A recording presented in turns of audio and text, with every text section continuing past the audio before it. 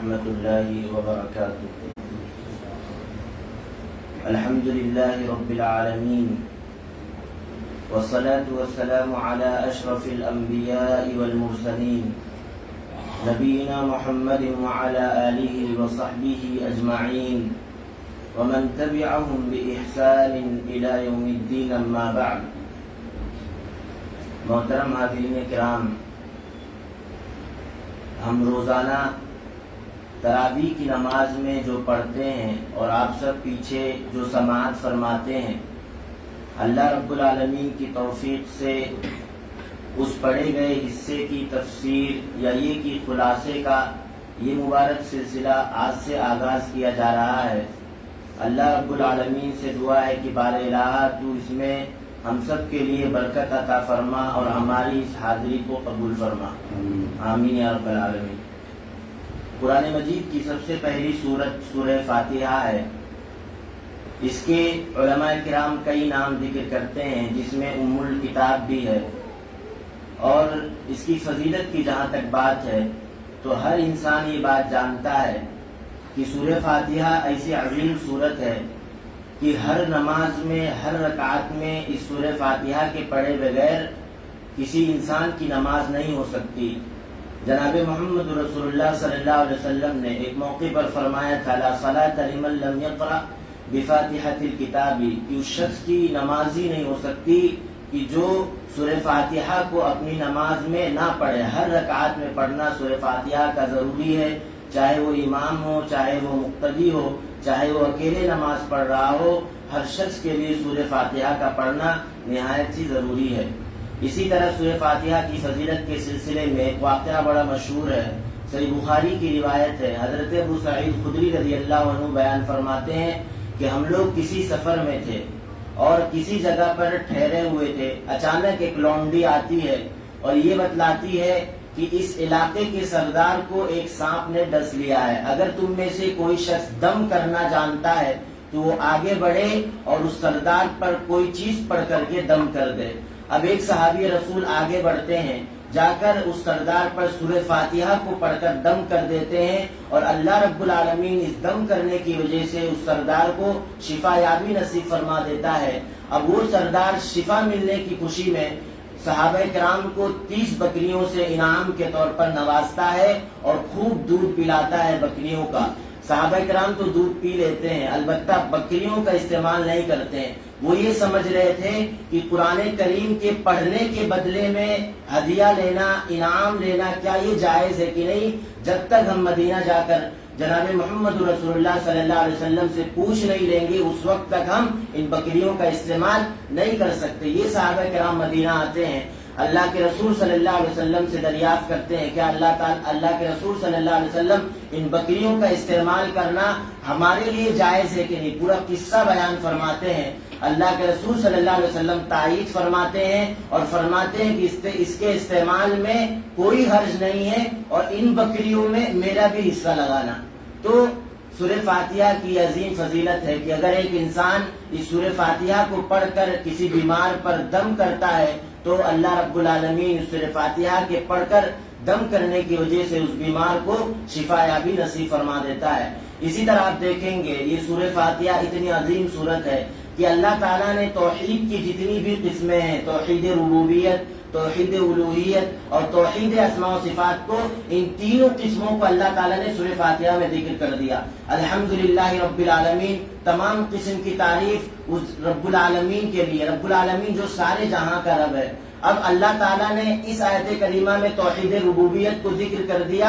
توحید ربوبیت کا معنی ہوتا ہے کہ اس بات پر ایمان اور عقیدہ رکھا جائے کہ اللہ تعالیٰ سارے جہاں کو پیدا کرنے والا ہے، تو اللہ تعالیٰ نے اس آیت کریمہ میں رکھ دیا۔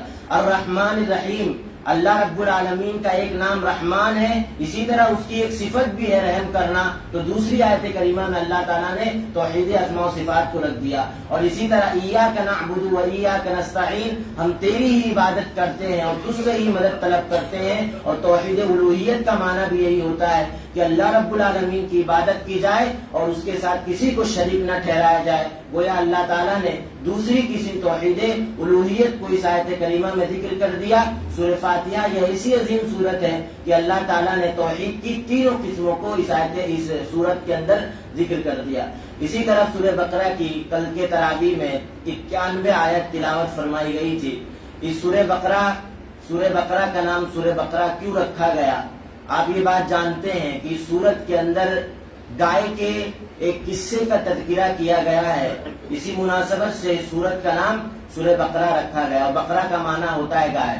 اسی طرح اس کی فضیلت کے تعلق سے صحیح مسلم کی ایک روایت ہے، حضرت ابو ہریرہ رضی اللہ عنہ بیان فرماتے ہیں کہ جناب محمد رسول اللہ صلی اللہ علیہ وسلم نے ایک موقع پر بیان فرمایا کہ اپنے گھروں کو قبرستان مت بناؤ۔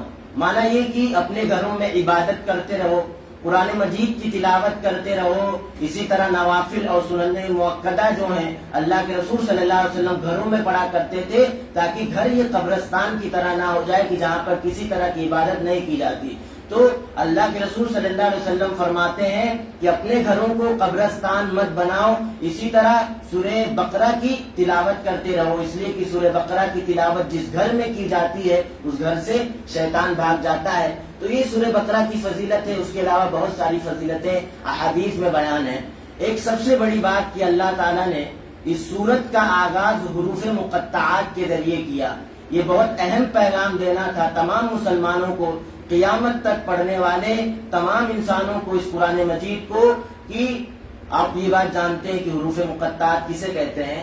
حروف مقطعات کے ذریعے اللہ تعالیٰ نے بہت ساری صورتوں کا آغاز کیا، اور کیوں نازل کیا؟ جبکہ حروف مقطعات کے معنی اللہ رب العالمین کے علاوہ کوئی نہیں جانتا۔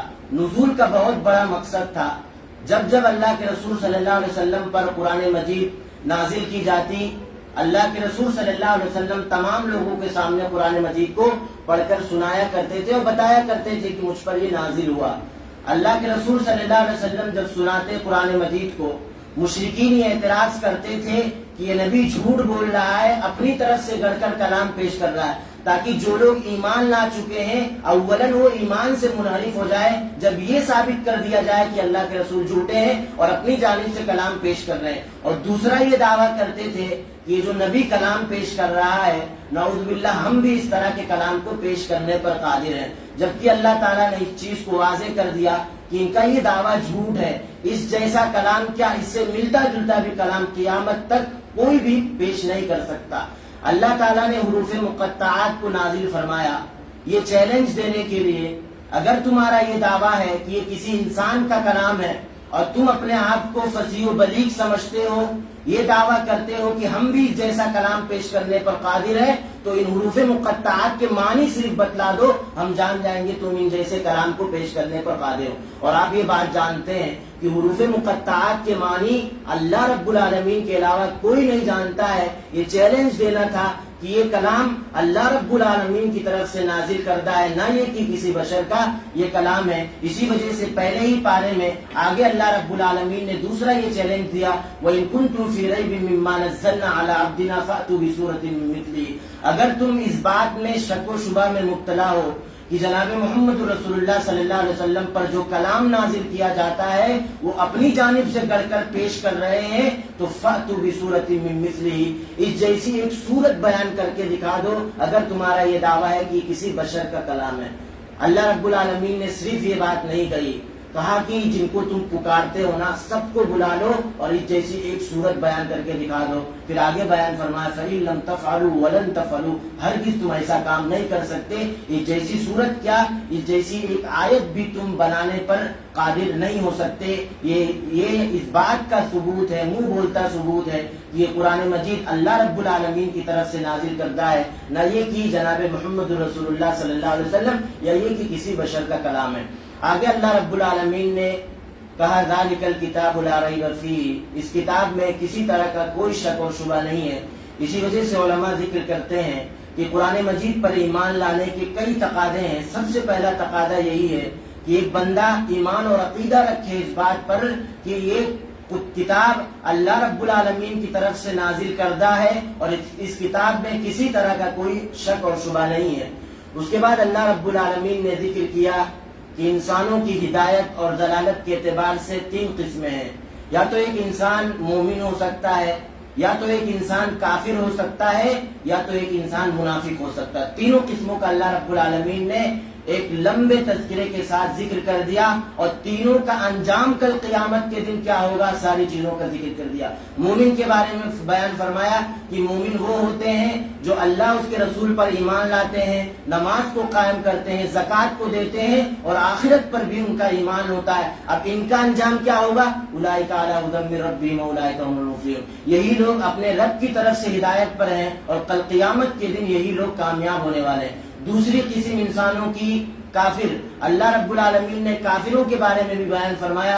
کافر کون لوگ ہیں؟ جو اللہ اس کے رسول صلی اللہ علیہ وسلم پر ایمان نہیں رکھتے ہیں. مومن کے اپوز کو کافر کہتے ہیں. اب کافروں کا انجام کیا ہوگا اس کو بیان فرمایا. ختم اللہ علی قلوبہم وعلی سمعہم وعلی ابصارہم غشاوۃ ولہم عذاب عظیم. کہ اللہ تعالیٰ نے کافروں کے دلوں پر مہر لگا دیا. وہ نہ تو کسی چیز کو دیکھ سکتے ہیں، نور ہدایت کو دیکھ سکتے ہیں، اور نہ ہی حق بات کو سن سکتے ہیں، اور نہ ہی حق بات کو سمجھ سکتے ہیں. یہ ان پر عذاب تھا ہٹ دھرمی کرنے کی وجہ سے. اللہ رب العالمین نے بیان فرمایا وَلَهُمْ عَذَابٌ عَظِيمٌ کہ ان کے لیے دردناک یا یہ کہ بڑا عذاب ہے. اور انسانوں کی تیسری قسم منافق ہے. اللہ رب العالمین نے منافقوں کے بارے میں بھی بیان فرمایا کہ جو ظاہری طور پر ایمان کو، اسلام کو دکھاتے تھے، اور باطنی طور پر کفر کو چھپائے ہوئے تھے. اللہ رب العالمین نے ذکر کیا کہ یہ منافقین سمجھتے ہیں کہ ہم اللہ کے رسول صلی اللہ علیہ وسلم کی مجلس میں، صحابہ کرام کی مجلس میں بیٹھ کر صحابہ کرام کو اور جناب محمد رسول اللہ صلی اللہ علیہ وسلم کو دھوکہ دے رہے ہیں. ان کی باتوں کو ہم چوری کر کے اپنے لوگوں کے درمیان پہنچا دیا کرتے تھے.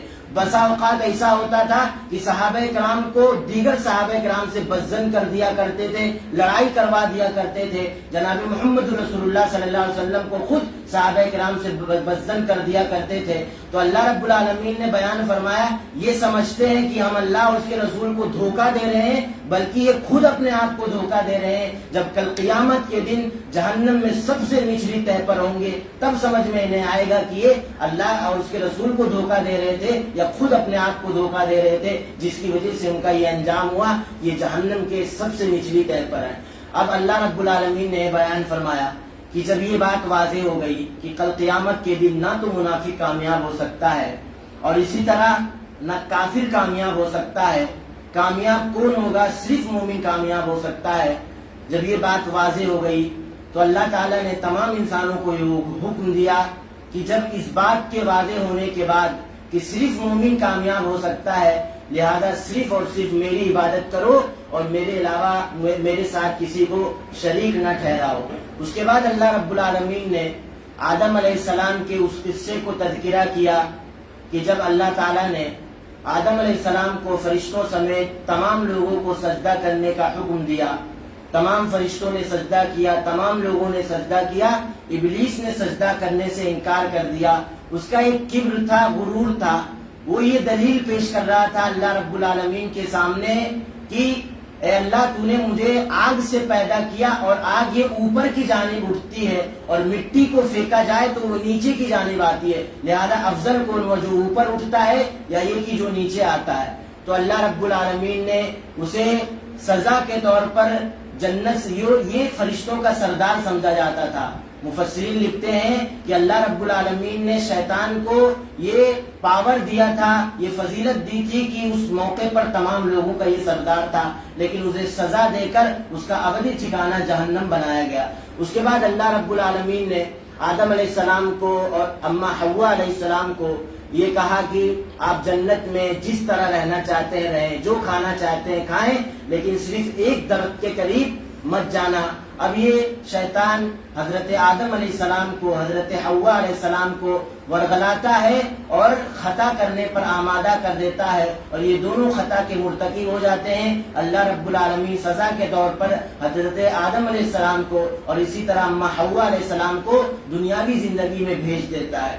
اسی طرح اللہ رب العالمین نے اس کے بعد ذکر کیا بنو اسرائیل کی فضیلتوں کو، کہ اللہ تعالیٰ نے کتنے سارے انعامات کیے تھے بنو اسرائیل پر، اور کس طرح ان لوگوں نے اللہ رب العالمین کی ناشکری کی، اللہ نے ان پر من و سلوہ نازل فرمایا، جو ایک بہت بڑی نعمت تھی کہ بغیر محنت کیے انہیں یہ پھل مل جا رہا تھا، یا یہ کہ جو بھی شے تھی انہیں یہ چیز مل جا رہی تھی، انہوں نے حضرت موسیٰ علیہ السلام سے فالتو چیزوں کا، جو کہ اس کے مقابلے میں بہت گھٹیا چیزیں ہیں، ان چیزوں کا تقاضا کر کے اللہ رب العالمین کی ناشکری کی۔ اللہ تعالیٰ نے تفصیل کے ساتھ ان ساری چیزوں کو بیان فرمایا۔ اس کے بعد اللہ رب العالمین نے ذکر کیا کہ بنو اسرائیل کے قصے کی طرف اشارہ کیا کہ یہودیوں میں ایک شخص ایسا تھا کہ جس کے پاس کسی طرح کے کوئی اولاد نہیں تھے، نہ تو بچے تھے اور نہ ہی بچیاں تھے، البتہ اس کا ایک بھتیجا تھا جو اس کے مرنے کے بعد، یعنی چچا کے مرنے کے بعد بھتیجا وارث بنتا۔ اب یہ وراثت کو پانے کے لیے اپنے چچا کو قتل کر دیتا ہے، اپنے چچا کو قتل کر کے ایک انسان کے گھر کے دروازے کے پاس ڈال دیتا تاکہ قتل کا الزام ان پر آ جائے۔ صبح ہوتی ہے، شور مچتا ہے، اب یہ آ کر سارے لوگوں کے سامنے کہتا ہے کہ یہ لاش یا یہ کہ مقتول اس گھر کے دروازے کے باہر پایا گیا، لہذا اس نے قتل کیا اور اس سے دیت لی جائے، یعنی ایک تیر سے دو شکار کر رہا تھا، وراثت بھی مل جائے اور دیت کے طور پر کچھ چیز مجھے بھی مل جائے۔ تو لوگ کہتے ہیں کہ آپس میں جھگڑا کرنے کا کوئی فائدہ نہیں ہے، ہم سب چلتے ہیں حضرت موسیٰ علیہ السلام کے پاس اور ان کے سامنے اس واقعے کو ذکر کرتے ہیں، وہ کوئی راہ نکال دیں گے۔ سارے لوگ یا یہ کہ وہ تمام لوگ جاتے ہیں جن پر الزام لگایا گیا تھا، وہ کہتے ہیں کہ اے موسیٰ ہم بری ہیں، اللہ رب العالمین اس بات کو بہتر جانتا ہے۔ حضرت موسیٰ علیہ السلام اللہ رب العالمین سے دعا کرتے ہیں کہ اللہ تعالیٰ ہمارے لیے کوئی راہ نکال دے تاکہ یہ واضح ہو جائے کہ مقتول کون ہے، کس نے قتل کیا ہے۔ اللہ رب العالمین گائے کو ذبح کرنے کا حکم دیتا ہے۔ جب حضرت موسیٰ علیہ السلام جن پر الزام لگایا گیا تھا ان سے کہتے ہیں کہ گائے کو ذبح کیا جائے، اب یہ لوگ طرح طرح کے مطالبات کرنے لگتے ہیں۔ اللہ نے صرف کہا تھا گائے ذبح کر دو، معاملہ حل ہو سکتا ہے، اب یہ لوگ حضرت موسیٰ علیہ السلام سے پوچھتے ہیں کہ گائے کس طرح کی ہو، رنگ کیسا ہو، عمر کیسی ہو، ہائٹ کیسی ہو، یعنی فالتو چیزوں کا مطالبہ کرنے لگتے ہیں۔ ان فالتو چیزوں کے مطالبہ کرنے کی وجہ سے وہ دقت میں پڑتے چلے جاتے ہیں، یہاں تک کہ اللہ رب العالمین ایسے گائے کو ذبح کرنے کا حکم دے دیتا ہے کہ صرف اس زمانے میں وہ گائے صرف ایک انسان کے پاس پائی جاتی ہے۔ بہرحال اس گائے کو لایا جاتا ہے اور اس گائے کو قتل کر کے اس کے ایک حصے کو جس کو قتل کیا گیا تھا اس پر مارا جاتا ہے، وہ شخص زندہ ہو جاتا ہے اور بتلا دیتا ہے کہ مجھے کس نے قتل کیا۔ تو اللہ تعالیٰ نے اس واقعے کو تفصیل کے ساتھ تقریباً ایک صفحے میں اس کو ذکر کیا۔ اس کے بعد اللہ تعالیٰ نے یہودیوں کے یا یہ کہ بنو اسرائیل کے اس عہد و پیمان کی طرف اشارہ کیا کہ وَإِذْ أَخَذْنَا مِيثَاقَ بَنِي إِسْرَائِيلَ لَا تَعْبُدُونَ إِلَّا اللَّهَ، کہ ہم نے عہد و پیمان لیا بنو اسرائیل سے کس بات پر کہ وہ اللہ رب العالمین کے علاوہ کسی کی عبادت نہ کریں، اسی طرح والدین کے ساتھ حسن سلوک کا، قرابت داروں کے ساتھ حسن سلوک کا، یعنی طرح طرح کے مطالبات کیا۔ اور اللہ تعالیٰ نے یہودیوں کو یا یہ کہ بنو اسرائیل کے قصے کو یوں ہی نہیں ذکر کیا کہ پڑھنے والا بس مزہ لیتے رہے اور پرانے لوگوں کے قصوں کو جانتے رہے، یہ بتلانے کے لیے ذکر کیا کہ جناب محمد رسول اللہ صلی اللہ علیہ وسلم کی امت کو اللہ تعالیٰ نے ساری امتیوں پر فضیلت دیا ہے۔ اگر یہ بھی اس طرح کی ہٹ درمی کرتے ہیں، جناب محمد رسول اللہ صلی اللہ علیہ وسلم کی مخالفت کرتے ہیں، اللہ کی ناشکری کرتے ہیں، تو انہیں بھی اس طرح کے عذاب سے دوچار کیا جائے گا۔ اور اللہ تعالیٰ نے، آپ یہ بات جانتے ہیں کہ اللہ کے رسول صلی اللہ علیہ وسلم سے پہلے کی جو شریعتیں ہیں وہ اس معنی میں ہم سب کو پہلے کی شریعت پر عمل کرنا ہے۔ اگر ہماری شریعت سے پچھلی شریعت کی تائید آ جاتی ہے، کوئی موقف تھا، کوئی مسئلہ تھا، اس مسئلے کی تائید ہماری بھی شریعت کرتی ہے، تمام ائمہ کا، تمام لوگوں کا، تمام فقہاء کا اتفاق ہے کہ اگر ایسا مسئلہ جو پرانی شریعت میں بھی تھی اور ہماری شریعت بھی اس مسئلے کی تائید کرتی ہے تو ان تمام باتوں پر عمل کرنا واجب ہے۔ جیسے اللہ تعالیٰ نے بنو اسرائیل کو اللہ رب العالمین کی عبادت کرنے کا حکم دیا، والدین کے ساتھ حسن سلوک کرنے کا حکم دیا، ان ساری چیزوں کی تائید ہماری شریعت بھی کرتی ہے۔ اللہ کے رسول صلی اللہ علیہ وسلم نے جو قرآن پیش کیا وہ بھی تائید کرتی ہے، اور اسی طرح اللہ کے رسول صلی اللہ علیہ وسلم نے جو حدیث پیش کیا وہ احادیث بھی اس بات کی تائید کرتی ہیں کہ اللہ رب العالمین ہی کی صرف عبادت کی جائے اور اللہ رب العالمین کے ساتھ کسی کو شریک نہ ٹھہرایا جائے، والدین کے ساتھ حسن سلوک کیا جائے۔ تو یہ چند باتیں تھی 91 آیات کے سلسلے میں، جو ایک نچوڑ، ایک لب لباب کے طور پر آپ کے سامنے ذکر کیا گیا کہ کل آپ نے قرآن مجید کی جو ہم نے تلاوت کی وہ کن باتوں پر مشتمل تھی۔ اللہ رب العالمین سے دعا ہے کہ بارہلا ہم تمام لوگوں کو دین اسلام کی صحیح فہم عطا فرما اور ہم سبوں کو کہنے سننے سے زیادہ عمل پیرا ہونے کی توفیق عطا فرما۔ آمین۔ وصلی اللہ علی نبینا محمد وعلی آلہ وصحبہ وسلم وآخر دعوانا الحمد للہ رب العالمین۔ والسلام علیکم ورحمۃ اللہ وبرکاتہ۔